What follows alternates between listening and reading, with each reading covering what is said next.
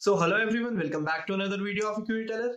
सो Indian equity markets में एक बहुत तगड़ा सेल ऑफ आया, मतलब निफ्टी 300 पॉइंट से ज्यादा तक टूट गई लास्ट में। एंड आप अक्रॉस सेक्टर देखो, निफ्टी आईटी देखो, निफ्टी फार्मा देखो, निफ्टी बैंक देखो, निफ्टी फाइनेंशियल देखो, निफ्टी इंश्योरेंस सेक्टर देखो, कोई भी देखो तो अक्रॉस सेक्टर बहुत तगड़ा सेल ऑफ आया है।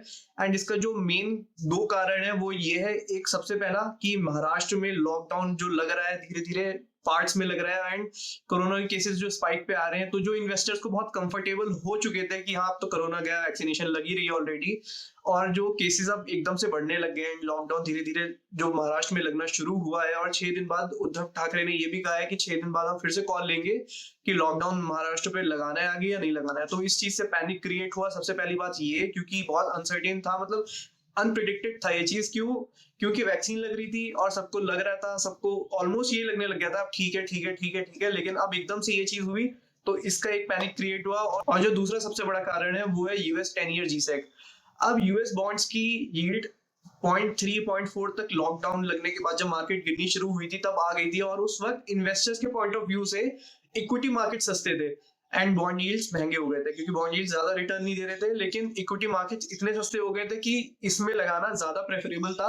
लेकिन अब बॉन्ड यील्ड्स इतनी तगड़ी तरह रिकवर हुई है, 0.3 से अब 1.33 तक आ गई है एंड ऑलमोस्ट हर दिन बढ़ रही है। तो जो बॉन्ड यील्ड्स लगातार बढ़ रही है, इससे बहुत ज्यादा पैनिक क्रिएट हुआ है मार्केट में। मतलब यार ये लॉकडाउन वाली बात तो छोड़ ही दो, लेकिन ये जो बॉन्ड यील्ड्स वाला फैक्टर है, यूएस 10 ईयर जीसेक वाला फैक्टर है, ये बहुत बड़ा पैनिक क्रिएट करा है इसने मार्केट में। क्योंकि खुद सोचो आप, एफआईआईज को दो ऑप्शन है, आप मोटा मोटा ये बहुत बड़ा, मतलब एक तो बहुत बड़ा टॉपिक है ये इस पे डिस्कशन का कि 10 ईयर जीसेक किस तरह पी रेशो वगैरह, वो अलग वीडियो में हम बात करेंगे। लेकिन इसमें आप एक सिंपल सा आइडिया ले लो कि एफआईआईज को अब दो ऑप्शंस है, 10 ईयर जीसेक जो बॉन्ड यील्ड से डेट फंड है, एंड दूसरा इक्विटी मार्केट्स। अब इक्विटी मार्केट्स में उन्हें एक अच्छा रिटर्न मिला है, क्योंकि आप देख रहे हो रन अप अच्छा खासा हो चुका है जब मार्च के लोज से। एंड जीसेक उस वक्त गिरे हुए थे, लेकिन अब जीसेक की यील्ड बढ़ रही है। तो जीसेक मतलब जो डेट फंड्स हैं, डेट फंड्स में एक मतलब आपको रिस्क इतनी ज्यादा नहीं मिलेगी, लेकिन आपको इतनी ज्यादा वॉलेटिलिटी इक्विटी मार्केट्स में मिलेगी। तो इतनी ज्यादा वॉलेटिलिटी को छोड़ के, और जहां पे जीसेक की बॉन्ड यील्ड्स बढ़ रही हैं, तो ऑब्वियसली एफआईआईज का पोर्शन वहां जाने की बहुत चांसेस है कि इक्विटी मार्केट से आप ट्रांसफर होके डेट फंड्स में चले जाएं, क्योंकि बॉन्ड यील्ड्स बढ़ रही हैं। तो अगर आपको एक सेफर साइड पे बॉन्ड यील्ड्स जहां पे सेफ होती हैं वो, तो वहां अगर आपको अच्छा रिटर्न मिल रहा है तो वहां इंसान क्यों नहीं जाएगा। तो इसी चीज को लेके एक पैनिक क्रिएट हुआ है मार्केट में, सेल ऑफ आया है अच्छा खासा, 300 पॉइंट से ज्यादा निफ्टी गिर गई है। लेकिन ये चीजें टेम्परेरी है, और ये मान के चलो टेम्परेरी है। 15,000 से गिरते गिरते गिरते गिरते निफ्टी 13,600-700 तक आ गई है। एंड ये अच्छा मौका है लेने का, क्योंकि आप मेंटालिटी में बहुत बार वीडियो में जब जब मार्केट में गिरावट आती है ऐसी सीवियर, में हमेशा ये चीज बोलता हूँ आपको कि आप ये पैनिक बिल्कुल ना किया करो। कि अगर आप लेने को देखो 15,000 पे, तो आप लेने को तैयार हो जाते हो कि 15,000 पे ले लिया, क्योंकि बढ़ता हुआ किसी नहीं अच्छा लगता। लेकिन अगर गिरता है तो इंसान सोचता है रुक जाते हैं रुक जाते हैं रुक जाते हैं। तो ये चीज आप बिल्कुल गलती ना किया करो, क्योंकि अगर आप इस पॉइंट पे लोगे, आप गिरे हुए पॉइंट्स पे लेना शुरू करोगे, तो जब मार्केट यहाँ से चलनी शुरू होगी, पुल बैक दिखाएगा 300 400 500 पॉइंट की निफ्टी अगर दिखा देगी, तो आप ही वो इंसान होंगे जो सबसे पहले प्रॉफिट में आएगा। इसलिए एक मतलब एक है कि बॉन्ड यील्ड्स बढ़ रही हैं तो एक रिस्क फैक्टर है। लेकिन अगर आप स्टॉक स्पेसिफिक जाओ कि आईटी कंपनीज, जैसे आप बहुत बड़ा ड्रैग था आज आईटी कंपनीज, बहुत ज्यादा सेल ऑफ आया आईटी कंपनीज में, एंड वो भी बिना किसी कारण के। तो आईटी कंपनीज में अगर आप इन्फोसिस देखो, टीसीएस देखो या विप्रो देखो, बहुत अच्छा सेल ऑफ आया, बहुत तगड़ी तरीके से गिरा। जहां मतलब जहां पे टीसीएस 3100-3200 तक घूम रहा था, वो आज 2950 2960 पे है। एंड इन्फोसिस 1260 1270 के आसपास है, एंड विप्रो भी 419 420 के आसपास है।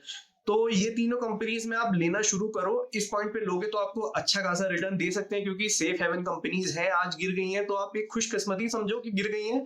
तो अगर आप इन्फोसिस, विप्रो या टीसीएस में से, मतलब आईटी कंपनीज एक तो डिफेंसिव कंपनीज है, गिर गई हैं एंड रिजल्ट्स भी 1-1.5 महीने में आ जाएंगे, तो आपको एक अच्छा सा यहाँ से भी बेट मिल जाएगा, क्योंकि रिजल्ट्स अच्छे आने ही है। देखो कोई डाउट की बात नहीं है, रिजल्ट्स अच्छे आएंगे। एंड रिजल्ट्स अच्छे आने से पहले जो यूफोरिया बिल्ड होता है, उससे पहले जो शेयर प्राइस बढ़ेगी, वो आपने पिछले 2 क्वार्टर में जब जब आईटी कंपनीज की कॉल दी है मैंने, तब तो आपने विटनेस किया है कि अच्छा खासा प्रॉफिट हुआ है।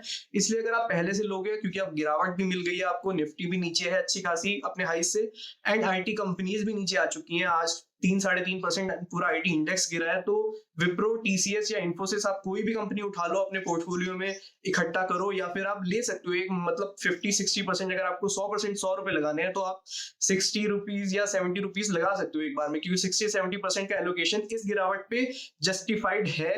एंड आपको डर काबू करना है, तभी आपका प्रॉफिट भी होगा। तो जो 2 कारण थे वो मैंने आपको बता दिए। लास्ट में इस चीजों को लेके इंडिया विक्स भी 15-16% गिर गया, जो वॉलेटिलिटी इंडेक्स है वो भी 15-16% से बढ़ गया था। तो इन चीजों को लेके मार्केट गिरा। तो ऐसी भी चीजें हैं जो गिरी हैं, बेकार में गिरी हैं, तो लेने के मौके हैं, वो मैंने आपको बता दिया है। तो इस चीज पर फोकस रखना है एंड ज्यादा पैनिक क्रिएट ना करना। इन चीजों को मतलब खरीदने का मौका देखा करो, तभी आपको अच्छा खासा प्रॉफिट होगा।